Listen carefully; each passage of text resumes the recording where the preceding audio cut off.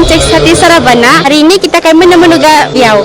Baiklah Tuan, seperti yang kita sedia maklum, banyak orang yang belum mengetahui tentang program ini. Bolehkah Tuan menceritakan serba sedikit tentangnya? Okey. Kalau kita tengok, selama ni kita cuma melebihkan akademik. Kalau kamu tak skor dalam akademik, kamu tak dapat SPM markah yang bagus, kamu rasa kamu tak ada peluang lain. Mulalah kerja sebarang dan sebagainya kan, tak ada satu pegangan. Tapi dengan TVET ni, kita melatih pelajar kita untuk kemahiran. Sama ada kalau dia suka masak, dia boleh ambil kulineri, baiki motosikal, dia boleh ambil motosikal, otomotif, tanaman.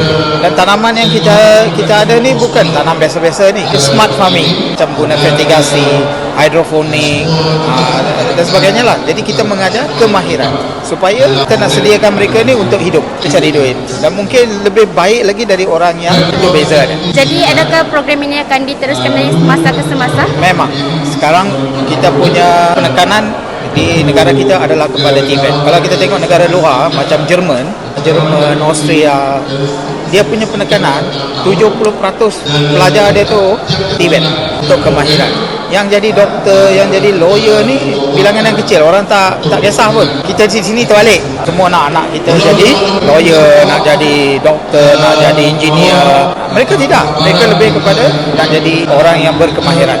Apakah harapan Cek untuk program ini? Saya harap lebih banyak lagi lah sekolah-sekolah kita ada program-program, contohnya macam PBMA.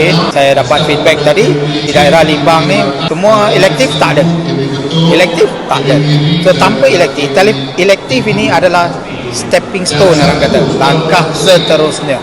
Maksudnya kalau di tingkatan 4-5 you belajar masak, kalau you keluar dari tingkatan 5 you masuk satu kolej swasta yang mengajar kulineri, you dah ada basic. Bukannya orang kata orang yang baru pergi pegang pisau, baru kenal apa itu sayur, ikan dan sebagainya, tapi you dah ada basic 2 tahun. Itu yang kita nak. Saya rasa sekolah-sekolah di Limbang akan ambil inisiatif untuk menambahkan elektif ini, terutama elektif yang melibatkan TVET. Kalau kamu tengok orang tua, kalau dalam tepi sungai yang pergi tangkap ikan dan sebagainya, dia pandai repair outboard motor. Ada dia pergi sekolah, tapi dia pandai repair kan. Macam itulah. Itu yang kita nak. So that is TVET.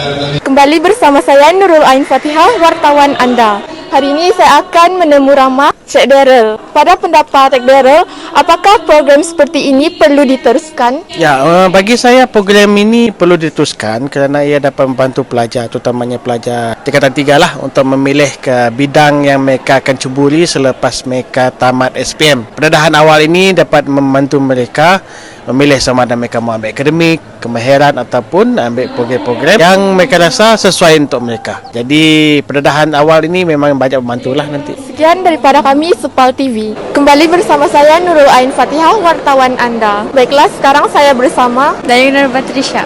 Saya ingin mengajukan beberapa soalan. Baiklah, soalan yang pertama, apakah yang anda faham tentang TVET? TVET macam kita boleh, kalau kita rasa macam kita tidak boleh dekat tu sekolah tu, kita boleh masuk KB apa tu semua supaya kita boleh melanjutkan lagi pelajaran kalau rasa tidak mampu untuk sekolah biasa.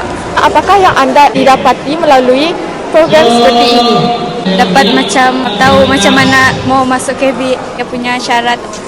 Dan daripada kami, kembali bersama saya Ain. Saya ingin mengajukan beberapa soalan. Apakah yang anda faham tentang program ini? Bagi saya kan, saya adalah faham sikit-sikit macam apa maksud dia punya, apa tu yang bentang-bentang macam tu lah tu. Apakah yang anda dapati daripada program seperti ini? Maksud, lepas tu saya dapat lihat dia punya plan sekolah macam mana. Adakah program ini wajar dilaksanakan pada masa yang akan datang? Bagi saya wajar lah kan, macam kan membawa form 3 sekolah-sekolah ni dan masuk sana. Cuma tu lah. Khair Ikhwan, wartawan Sepal TV. Bersama saya Cikgu Eni daripada SMK Kubung yang menyertai program hari ini. Cikgu, adakah cikgu berpuas hati dengan program yang dijalankan pada hari ini? Cikgu berpuas hati dengan program ini sebab dia mendedahkan kepada pelajar tentang tawaran dan juga pelbagai kursus yang mereka boleh ceburi sekiranya mereka mengambil salah satu daripada pilihan teknikal mereka. Contohnya macam kejuruteraan mekanikal, kejuruteraan awam, kejuruteraan mekatronik. Pada pendapat cikgu, adakah program seperti ini perlu diteruskan? Ya, pada pendapat cikgu, memang program ini patut diteruskan sebab memandangkan tidak semua pelajar yang berminat kepada bidang yang lebih kepada akademik. Tapi pelajar-pelajar lain juga berminat pada bidang-bidang seperti bidang kemahiran yang patutnya dibuatlah di sekolah-sekolah supaya mereka faham dan tahu apa bidang yang mereka sukai sebenarnya. Terima kasih cikgu. Sekian daripada kami Sepal TV. Kembali saya Khair, wartawan Sepal TV, bersama saya Cikgu Dayang yang mengikuti program hari ini. Cikgu, saya ingin bertanya satu soalan. Apakah harapan cikgu terhadap program tersebut? Harapan saya menerusi program yang kita laksanakan pada pagi ini, iaitu program Interview TVET, agar para pelajar nampak peluang di mana TVET ini sebenarnya banyak lagi bidang-bidang yang boleh dicuburi bukan selain daripada aliran perdana. TVET ni dia ada KB, iaitu College Vocational, Teknik dan juga Sarawak Skills, di mana at least sekurang-kurangnya ada options lain daripada perdana. Bagi saya lah, saya harap di sini pelajar-pelajar dapat lebih lagi pandang jauh ke hadapan dalam masa depan mereka lah. Terima kasih cikgu. Sekian daripada Sepal TV.